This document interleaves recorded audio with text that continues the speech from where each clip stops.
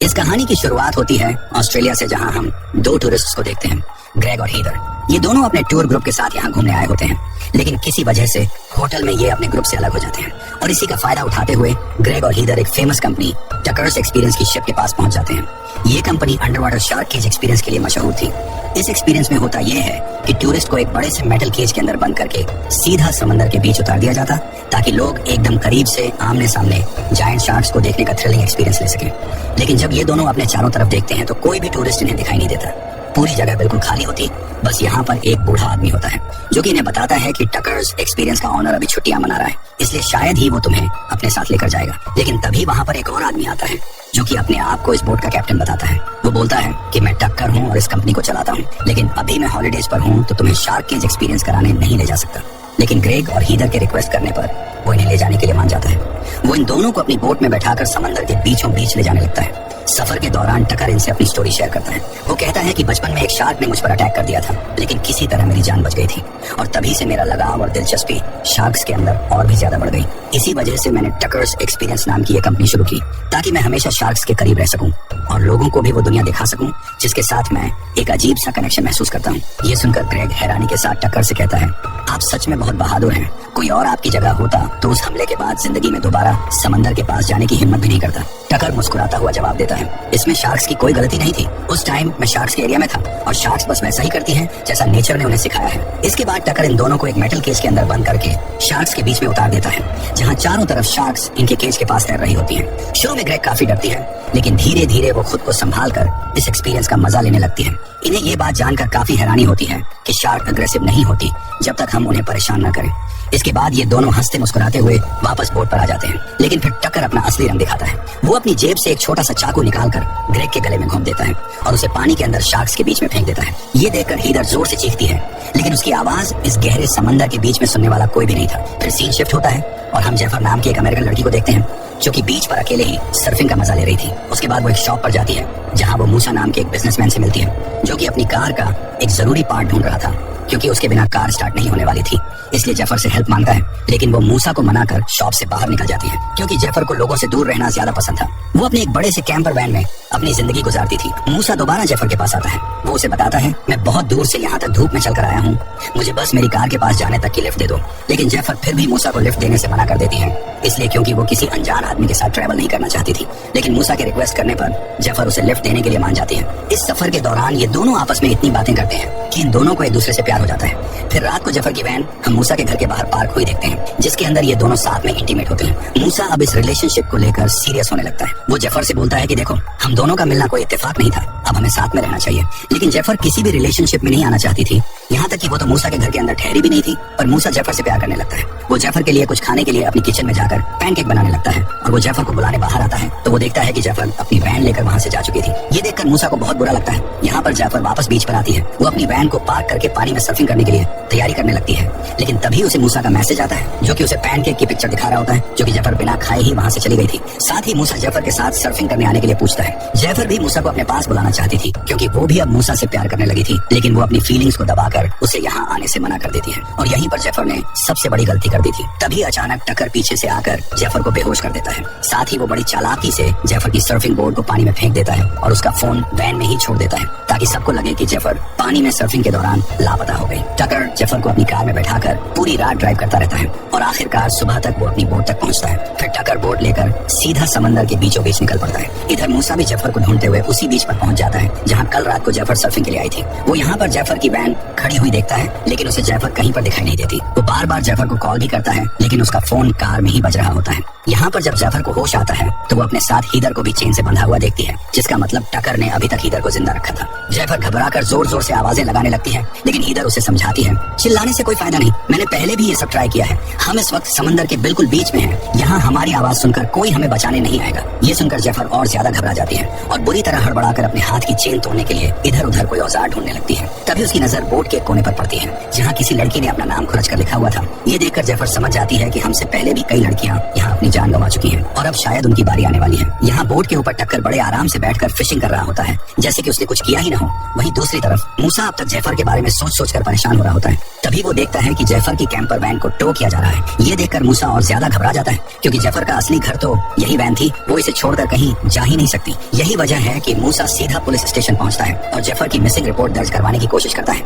लेकिन police officer मूसा की बातों को सीरियसली नहीं लेता। उन्हें लगता है कि जैफर जैसी लड़की शायद कहीं घूमने चली गई होगी। ये सुनकर मूसा समझ जाता है कि अब उसे किसी की मदद मिलने वाली नहीं, इसलिए वो फैसला करता है कि जैफर को वो खुद ढूंढेगा। बोट के अंदर जैफर हीदर से पूछती है कि किसी को पता है कि तुम यहाँ पर फंसी हुई हो, तो हीदर उसे बताती है कि मैं यहाँ अपने एक फ्रेंड के साथ आई थी, लेकिन टकर ने मेरे फ्रेंड को जान से मारकर शार्क्स को खिला दिया। तभी जैफर की नजर हीदर की बिकनी पर जाती है, जिसके अंदर एक लोहे की पतली सी वायर होती है। वो उस वायर की हेल्प से चेन का लॉक खोलने की कोशिश करती है, लेकिन इतनी ही देर में टकर गेट खोलकर अंदर आ जाता है। वो इन दोनों के लिए खाना लिया होता है। वो देखता है कि हीदर अजीब तरह से बिहेव कर रही है, साथ ही वो अपने आप को कवर करने की कोशिश कर रही होती है। टकर को अब इन दोनों पर शक होने लगता है। वो जैसे ही हीदर की चादर हटाने वाला होता है, तभी जैफर बोलती है मुझे भी पानी पीने के लिए दो। इसके बाद टक्कर वहाँ से चला जाता है। जैफर वापस से चेन को खोलने की कोशिश करने लगती है, लेकिन उससे पहले ही जैफर की आंखों के सामने अंधेरा छाने लगता है, क्योंकि टकर ने इन्हें पानी के अंदर बेहोशी की दवा दी थी। तभी टकर वापस अंदर आ जाता है और जैफर को भागने की कोशिश करते हुए पकड़ लेता है। फिर जैफर बेहोश हो जाती है। जब उसे वापस होश आता है तो वो अपने आप को एक कुर्सी से बंधा हुआ पाती है। साथ ही उसे सामने हीदर भी रस्सियों में जकड़ी हुई होती है और टकर ने उनके सामने एक फिल्मिंग कैमरा सेट किया हुआ है। टकर फिर उनसे अजीब अजीब बातें करने लगता है कि दुनिया का सबसे ताकतवर जीव शार्क है, इंसानों को इनकी पूजा करनी चाहिए। इतना कहकर वो पानी में खून गिराता है। फिर टकर हीदर को हार्नेस की मदद से ऊपर से लटकाता है और सीधे भूखी शार्कों के बीच उतार देता है। डर के मारे हीदर पानी में छटपटाने लगती है और पानी में हलचल देखते ही शार्क उस पर टूट पड़ती है, उसे नोच नोच कर खा जाती है। ये सब जैफर अपनी आंखों के सामने देख रही होती है और टकर ये पूरा मौत का खेल अपने कैमरे में रिकॉर्ड कर लेता है, क्योंकि अब इस वीडियो को भी अपने कलेक्शन में ऐड करने वाला था। दरअसल टकर एक सीरियल किलर था जो लड़कियों को शार्क के सामने फेंक कर उनकी वीडियो टेप बनाता था और अपने कलेक्शन में ऐड करता जाता था। साथ उन वीडियो टेप्स में टकर उन लड़कियों के बाल भी संभाल कर रखता था। उसे हीदर की वीडियो टेप्स तो बना ली थी, अब बारी थी जैफर की। फिर सीन शिफ्ट होता है और हम हीदर का बचा हुआ टुकड़ा पानी में तैरता हुआ देखते हैं, जो बहुत ही खौफनाक लग रहा होता है। अगले दिन टकर जैफर के लिए पानी और ब्रेड लेकर आता है, लेकिन जैफर को पहले से पता था कि इसमें जरूर उसने कोई नींद की दवाई मिलाई होगी, इसलिए वो एक जोर की लात मारकर टकर के हाथ से प्लेट नीचे गिरा देती है। सही है, वो टक्कर को गालियां भी देती है, लेकिन टक्कर जैफर की किसी भी बात का कोई जवाब नहीं देता और चुपचाप वापस ऊपर चला जाता है। तभी जैफर की नजर टक्कर की बाल्टी पर जाती है, तो इस बाल्टी का हैंडल तोड़कर उसका एक हथियार बना लेती है। यहाँ टक्कर बेहोशी का इंजेक्शन तैयार कर रहा होता है, क्योंकि जैफर ने पानी नहीं पिया था। इसके बाद वो वापस नीचे आता है जैफर को इंजेक्शन लगाने के लिए, लेकिन उसे ये बात नहीं पता होती कि जैफर सोने का एक्टिंग कर रही है। वो जैसे ही जैफर को इंजेक्शन लगाने के लिए झुकता है, तभी मौके का फायदा उठाकर जैफर बाल्टी का नुकीला हैंडल टक्कर के अंदर घुसा देती है, जिसके वजह से वो जमीन पर गिरकर बेहोश हो जाता है। जैफर तुरंत टक्कर की जेब से चेन की चाबी निकालकर खुद को आजाद कर लेती है, लेकिन तभी टक्कर को वापस होश आ जाता है। जैफर वहाँ से ऊपर भागती है, लेकिन टक्कर जैफर के पैर में इंजेक्शन लगाने में कामयाब हो जाता है, जिससे जैफर को धीरे धीरे नींद आने लगती है। वो दूर अपने सामने एक बोट को देखती है, जिसके अंदर सभी लोग पार्टी एंजॉय कर रहे होते हैं। जैफर उन्हें आवाज भी लगाती है, लेकिन उसकी आवाज वहाँ तक नहीं पहुँच पाती। इतने ही समय में टक्कर वापस ऊपर आ जाता है। जैफर अपने आप को बचाने के लिए टक्कर का कैमरा उठा लेती है। टक्कर गुस्से में आकर जैफर से कहता है कैमरा नीचे रख दो, लेकिन जैफर वो कैमरा पानी के अंदर फेंक देती है, जिससे टक्कर को बहुत गुस्सा आता है। साथ ही जैफर भी पानी के अंदर कूद जाती है। वो सोचती है कि वो तैर कर उस बोट तक जाकर मदद मांगने के लिए वो पानी के अंदर ही बेहोश हो जाती है। टक्कर जैफर को उठाकर वापस बोट के अंदर लाकर और भी ज्यादा मजबूती से बांध देता है। अगले सुबह मूसा बीच की पार्किंग लॉट पर सीसीटीवी फुटेज चेक करता है, जिसके अंदर उसे जैफर की कार का पीछा करते हुए एक ट्रक दिखाई देता है, जिसके ऊपर टक्कर एक्सपीरियंस का लोगो बना हुआ था। वो इस नाम को सर्च करता है और उसे टक्कर की बोट का एड्रेस मिल जाता है। वहीं दूसरी तरफ टक्कर अपनी बोट को लेकर वापस किनारे पर आ जाता है, क्योंकि जैफर ने उसका कैमरा पानी में फेंक दिया था, जिसके वजह से वो वीडियो रिकॉर्डर नहीं कर सकता था।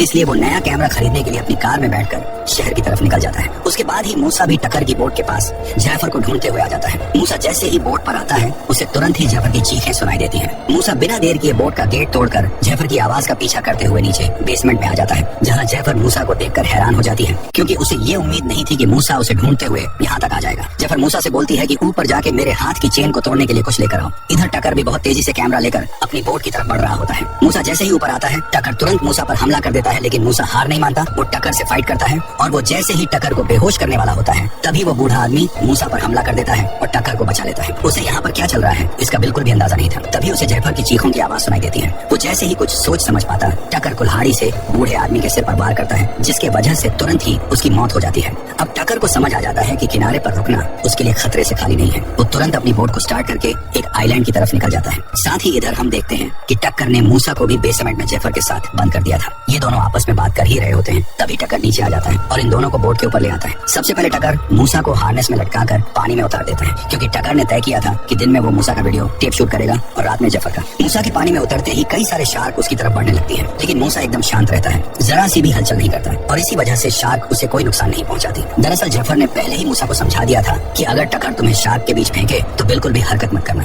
वरना शार्क हमला कर देंगे। लेकिन अगर तुम पूरी तरह शांत रहोगे तो वो तुम्हें छुएंगी तक नहीं। ये देखकर टकर बुरी तरह गुस्से में आ जाता है। वो मूसा को वापस नाव पर खींच लाता है और उसके पीठ पर चाकू से गहरे कट लगा देता है, जिसकी वजह से मूसा का बहुत सारा खून बहने लगता है। इसके बाद टकर उसे दोबारा पानी में फेंक देता है ताकि शार्क खून की गंध पाकर हमला कर दे। लेकिन ठीक उसी समय एक रेस्क्यू हेलीकॉप्टर वहाँ से गुजरता है जो जेफर की तलाश में पूरी समुद्र की तलाशी ले रहा था। हेलीकॉप्टर को देखकर टकर घबरा जाता है। पुलिस से बचने के लिए वो मजबूर होकर मूसा और जेफर दोनों को वापस नीचे बेसमेंट में ले जाकर बंद कर देता है। जेफर देखती है कि मूसा की हालत अब बहुत ही खराब हो चुकी है। वो ठीक से सांस भी नहीं ले पा रहा और उसके शरीर से लगातार खून बह रहा था। ये देखकर जेफर घबरा जाती है। उसे किसी भी तरह मूसा को अस्पताल पहुंचाना था। वो पहले अपने हाथ का अंगूठा तोड़ने की कोशिश करती है ताकि उसकी कलाई चेन से बाहर निकल आए, लेकिन उसका हाथ फिर भी नहीं निकलता। फिर वो मूसा की हालत देखती है और हिम्मत जुटाकर अपने ही अंगूठे को दांतों से काटकर अलग कर देती है। दर्द से कराहते हुए भी वो खुद को आजाद कर लेती है। उसी समय टकर अंदर आता है जेफर को बेहोशी का इंजेक्शन देने के लिए, लेकिन जेफर चालाकी से उसे धक्का देकर बेसमेंट के अंदर ही बंद कर देती है और ऊपर भाग कर आ जाती है। जेफर जल्दी से बोट का इंजन स्टार्ट करती है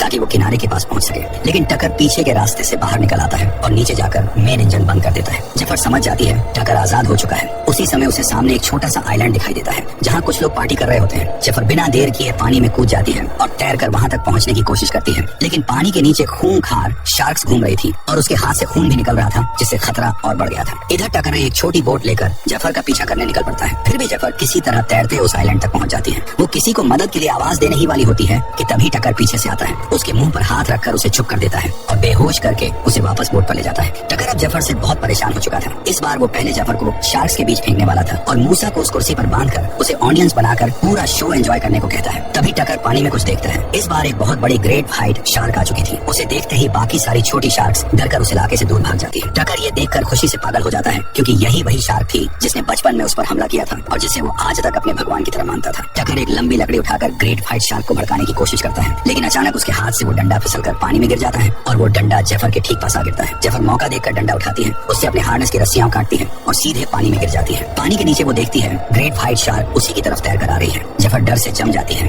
लेकिन शार्क उसके पास से बिना छुए निकल जाती है क्योंकि जेफर भी उसी की तरह एक सर्वाइवर थी। ये देखकर जेफर की हिम्मत बढ़ जाती है। वो तुरंत ऊपर तैरकर बोट पर वापस चढ़ती है मूसा को बचाने के लिए। जेफर चुपके से पीछे आती है और टक्कर की शार्क किलिंग गन उठा लेती है। वो सीधे टक्कर पर गोली चला देती है। गोली लगते ही टक्कर पानी में गिर जाता है। टक्कर के खून की वजह से ग्रेट व्हाइट शार्क उसकी तरफ आ जाती है और उस पर हमला कर देती है। यही वही शार्क थी जिसे टक्कर अपने भगवान की तरह मानता था और वही आज उसकी मौत की वजह बन गई। ये पूरा हादसा टक्कर के कैमरे में रिकॉर्ड हो जाता है, उसी कैमरे में जिसमें वो बाकी लड़कियों की मौत की वीडियो टेप्स बनाता था। इसके बाद जेफर मूसा के पास वापस जाती है। मूसा हल्की मुस्कान के साथ कहता है, देखो मैंने बोला था ना, हम दोनों का मिलना कोई इत्तेफाक नहीं था। और फिर यहीं पर फिल्म की कहानी खत्म हो जाती है। अगली कहानी आप किस मूवी पर सुनना चाहते हैं मुझे नीचे कमेंट्स में जरूर बताना। और अगर आपने हमारे वीडियो को लाइक और चैनल को सब्सक्राइब नहीं किया तो जल्दी से वीडियो को लाइक और चैनल को सब्सक्राइब कर लीजिए।